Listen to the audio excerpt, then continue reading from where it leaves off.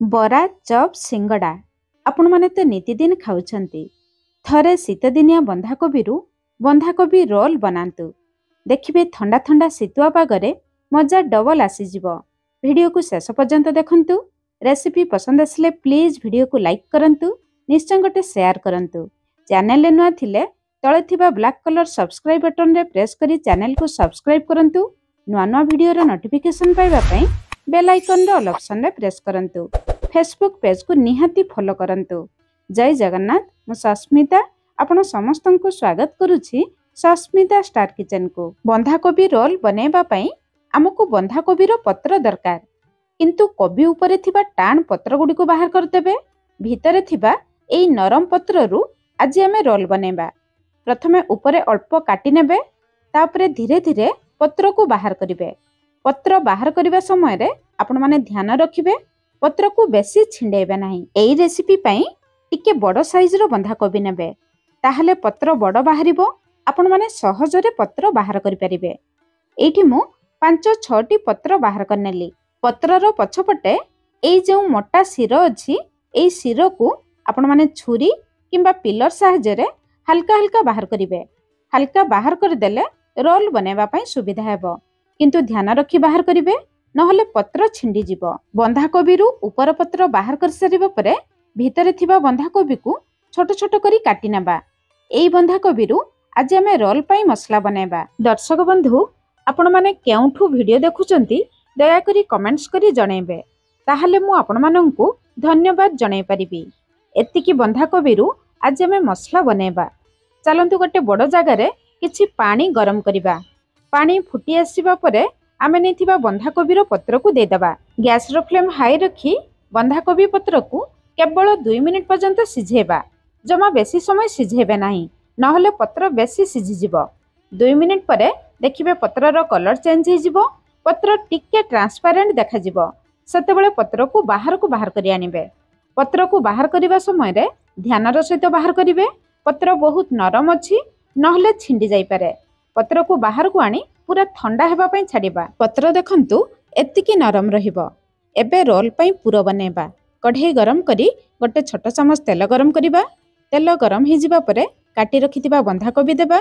कोबी सहित 2 रु 3 चमच फ्रेश ग्रीन मटर देबा। स्वाद अनुसार लूण, आधा छोट चमच भी कम हळदी गुंड देबा। गैस रो फ्लेम लो मीडियम रखी 3 रु 4 मिनिट बंधाकोबी को भाजी नेबा। टिके भाजी नेले बंधाकोबी रो कंचा बास्ना चली जिवो। रोल रे खाइबा पई भल लागिबो। एमिति पानी सुखी जिबा परे आमे बाहर करी आनिबा। सेई कढ़ई रे आउ गोटे बड़ चमच तेल गरम करिबा। तेल गरम हे जिबा परे आधा चमच जीरा देबा। जीरा फुटी जिबा परे गोटे मीडियम साइज रो पियाज, गोटे कंचा लंका देबा। जतिकी राग खाइबे सेही हिसाब रे देखिकी कंचा लंका देबे। मीडियम फ्लेम रे पियाज को हल्का लाल कलर हेला पर्यंत भाजिबा। पियाज भाजी जिबा परे गोटे बड़ चमच अदा रसुण रो छेचा देबा। 6-7टी रसुण, आधा इंच रो अदा को कोरिकी नहले छेचिकी देबे। बहुत बढ़िया बास्ना आसीबो। अदा रसुण को हल्का भाजिबा। बेसी भाजिले अदा रसुण रो बास्ना चली जिवो। तापरे भाजी रखितिबा बंधाकोबी को देबा। एबे पुरर टेस्ट बढ़ाइबा पई गोटे मीडियम साइज रो सिझा आलू देबा। आलू को सिझेई चकटिकी देबे। जदि आपण माने आलू खाउ नथुबे, बिना आलू रे केवल बंधाकोबी रु एई मसला बनै परिबे। एबे आधा छोट चमच राग लंका गुंड देबा। गोटे कंचा लंका देथिले एई पुरो टिके राग लागिले खाइबा पई भल लागिबो। आपण माने जतिकी राग खाइबे सेही हिसाब रे देखिकी लंका गुंड देबे। आधा छोट चमच जीरा गुंड, आधा छोट चमच धनिया गुंड, आधा छोट चमच रु भी कम गरम मसला गुंड देबा। पुरो टिके चटपटा लागिले खाइबा पई भल लागिबो। सेति पई आधा छोट चमच चाट मसला नहले आमचूर पाउडर देबे। चाट मसला आमचूर पाउडर जदि किछि नथिबो पुरो हे जिबा परे शेषरे गैस रो फ्लेम बंद करी गोटे छोट चमच लेंबू रस दे परिबे। गुंड मसला देबा परे मसला को 1 रु 2 मिनिट लो फ्लेम रे कसिबा। मसला रे जमा भी पानी देबे नहीं। एई मसला को एमिति सुखिला रखिबे। शेषरे अल्प किछि धनिया पत्र देई मसला को भल भाबरे गळेबा। एबे हमर पूरा रेडी ही गेला। बाहर को आनी ठंडा हेबा पई छाडिबा। सेपटे गोटे बड़ मिक्सिंग बोल नेबा। सेथिरे गोटे कप बेसन देबा। 100 ग्राम पाखापाखी बेसन। बेसन को सेमिति देबा नहीं, गोटे छांकुनी रे छाणिकी देबा। छाणिकी देले जदि बेसन रे किछि बिंडा रही जाइथिबो ताहले बाहरी जिवो। बेसन को देखि स्वाद अनुसार लूण, आधा छोट चमच रु भी कम हळदी गुंड, ଅଧା ଛୋଟ ଚାମଚରୁ ବି କମ୍ ରାଗ ଲଙ୍କା ଗୁଣ୍ଡ, ଅଧା ଛୋଟ ଚାମଚ ଜିରା ଗୁଣ୍ଡ ଦେବା। ବେସନ ଟିକେ ଗ୍ୟାସ୍ କରେ, ସେଥିପାଇଁ ଅଧା ଛୋଟ ଚାମଚରୁ ବି କମ୍ ଜୁଆଣି ଦେବା। ଜୁଆଣିକୁ ଟିକେ ହାତରେ ଘଷିକି ଦେବେ। ଜୁଆଣିରେ ବହୁତ ବଢ଼ିଆ ବାସ୍ନା ଆସିବ, ପକୋଡ଼ାରେ ବହୁତ ବଢ଼ିଆ ବାସ୍ନା ଆସିବ। ତା ଛଡ଼ା ପକୋଡ଼ା ବହୁତ ଜଲ୍ଦି ହଜମ ହେଇଯିବ। ସବୁ ଜିନିଷକୁ ଭଲ ଭାବରେ ଗୋଳେଇବା। ଭଲ ବାସ୍ନା ପାଇଁ ଅଳ୍ପ ଧନିଆ ପତ୍ର ବି ଦେଇପାରିବେ। ଏବେ ବେସନରେ ପାଣି ଦେବା। ଯେଉଁ କପ୍ରେ ମାପ କରି 1 କପ୍ ବେସନ ନେଇଥିଲେ, ସେମ୍ କପ୍ରେ ମାପ କରି ପ୍ରଥମେ 1 କପ୍ ପାଣି ନେବା, କିନ୍ତୁ ଏକାଥରେ ଦେବା ନାହିଁ, ଅଳ୍ପ ଅଳ୍ପ ପାଣି ଦେବା। ପ୍ରଥମରୁ ଏକାଥରେ ସବୁ ପାଣି ଦେଇଦେଲେ ବେସନରେ ବିଣ୍ଡା ଆସିଯିବ। ଆପଣମାନେ ବେସନକୁ ଭଲ ଭାବରେ ଗୋଳେଇ ପାରିବେ ନାହିଁ। ଅଳ୍ପ ଅଳ୍ପ ପାଣି ଦେଲେ କେତେ ପାଣି ଦରକାର ପଡ଼ିବ ଆପଣମାନେ ଜାଣିପାରିବେ। ବେସନ ଘୋଳକୁ ଏତିକି ବହଳିଆ ରଖିବେ, ୟାଠାରୁ ଜମା ପାଣି କରିବେ ନାହିଁ। 1 କପ୍ ପାଣିରୁ ପାଖାପାଖି 2-3 ଚାମଚ ପାଣି ବଳକା ରହିଲା। ବେସନର କ୍ୱାଲିଟି ଉପରେ ପାଣି ଟିକେ ଏପଟ ସେପଟ ଲାଗିବ। ଶେଷରେ 1 ବଡ଼ ଚାମଚ ଗରମ ତେଲ ଦେବା। ବେସନରେ ଗରମ ତେଲ ଦେଲେ ପକୋଡ଼ାର ଉପର ଅଂଶ ପୁରା କ୍ରିସ୍ପି ହୁଏ। ଫାଇନାଲ କନସିଷ୍ଟେନ୍ସି ଦେଖନ୍ତୁ, ଏତିକି ବହଳିଆ ରଖିବେ। ସ୍ପୁନ୍ ପଛପଟେ ଗାର ଲଗେଇଲେ ବେସନ ଘୋଳ ପରସ୍ପର ଜମା ଲାଗିବେ ନାହିଁ। ଏପଟେ ବନ୍ଧାକୋବି ପୁରକୁ ଆମେ ଥଣ୍ଡା ହେବା ପାଇଁ ଛାଡ଼ିଥିଲେ। ଥଣ୍ଡା ହେଲା ପରେ ହାତରେ ଅଳ୍ପ ନେଇ ଛୋଟ ଛୋଟ ରୋଲ୍ କରିବା।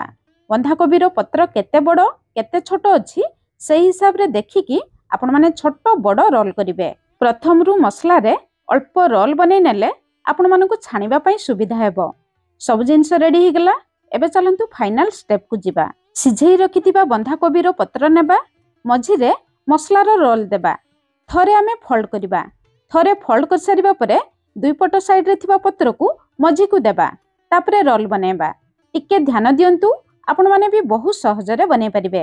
ପତ୍ର ମଝିରେ ରୋଲ୍ ଦେବେ, ଥରେ ଫୋଲ୍ଡ କରିବେ, ତାପରେ ଦୁଇ ପଟ ସାଇଡ଼୍ରେ ଥିବା ପତ୍ରକୁ ମଝିକୁ ଦେବେ। ମଝିକୁ ଦେଇସାରିବା ପରେ ପୁଣି ରୋଲ୍ କରିବେ। ଏମିତି ଉପାୟରେ କଲେ ଆପଣମାନେ ବହୁତ ସହଜରେ କରିପାରିବେ। ଦର୍ଶକ ବନ୍ଧୁ, ଯଦି ରେସିପି ପସନ୍ଦ ଆସିବ ଆପଣଙ୍କ ଫ୍ରେଣ୍ଡସ୍ ଆଉ ରିଲେଟିଭ୍ସ ମାନଙ୍କ ସହିତ ନିହାତି ଗୋଟେ ସେୟାର କରିବେ। ଏଇଠି ଦେଖନ୍ତୁ 5ଟି ରୋଲ୍ ମୁଁ ରେଡ଼ି କଲି। ରୋଲ୍ କେତେ ସୁନ୍ଦର ଦେଖାଯାଉଛି। ଏବେ ଆମେ ବନେଇଥିବା ବେସନ ଘୋଳରେ 1 ରୋଲ୍ ନେଇ ବୁଡ଼େଇବା, ଏମିତି ଉପରକୁ ଉଠେଇ ଆଣିବା। ଚାଲନ୍ତୁ ରୋଲ୍କୁ ଛାଣିବା।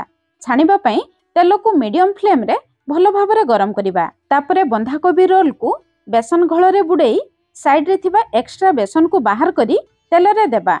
ଏମିତି ଉପାୟରେ 1 ରୋଲ୍କୁ ଦେବେ। ଯେତିକି କଢ଼େଇରେ ଧରିବ ସେତିକି ଦେବେ। ମୋର ବଡ଼ କଢ଼େଇ ଥିଲା, ସେଥିପାଇଁ ମୁଁ ସବୁ ଦେଲି। ବନ୍ଧାକୋବି ପତ୍ର ଉପରେ ଯଦି ଦରକାର ପଡ଼ିବ ଅଳ୍ପ ଅଳ୍ପ ବେସନ ଘୋଳ ବି ଦେଇପାରିବେ।